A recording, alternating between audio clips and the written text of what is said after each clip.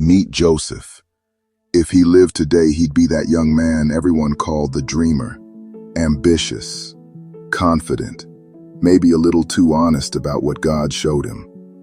He told his brothers, "I dreamed one day you'd all bow to me." Yeah, probably not the smartest thing to tell your older brothers. Jealousy took over. His brothers threw him into a pit, then sold him to traders heading for Egypt. One moment, Joseph was his father's favorite. The next, he was forgotten, bruised, and on his way to a foreign land. But even when he was alone, God was with him. Grace was already working behind the scenes.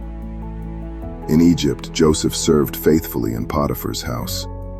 He could have complained, but instead he worked with integrity and excellence. But when lies were told about him, he was thrown into prison for doing nothing wrong. Still, Joseph didn't let bitterness win. He held on to hope, trusting that God had not forgotten him. Even in prison, Joseph used his gifts to help others.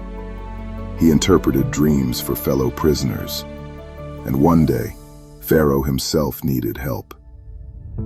Joseph was called to stand before the most powerful man in the world. With wisdom from God, he explained Pharaoh's dream and gave a plan that saved millions from famine. In one day, Joseph went from prisoner to prime minister. When God moves, no one can stop the promotion he has planned for you. Years later, the same brothers who betrayed him came to Egypt looking for food. They didn't recognize Joseph, but Joseph recognized them. And in that moment, he could have chosen anger, revenge, payback. Instead, he chose grace. He said, "You meant it for evil, but God meant it for good, to save many lives." Only God can turn betrayal into blessing and pain into purpose. Joseph's story reminds us that the pit was never the end. It was the process.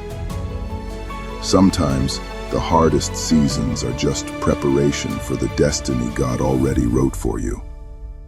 So don't quit in the pit. Your story might feel broken, but grace is still writing the next chapter. What others meant to harm you, God will use to help you. Your pit will become your platform. Because no matter how deep the pain, God's grace still wins. You are destined by grace.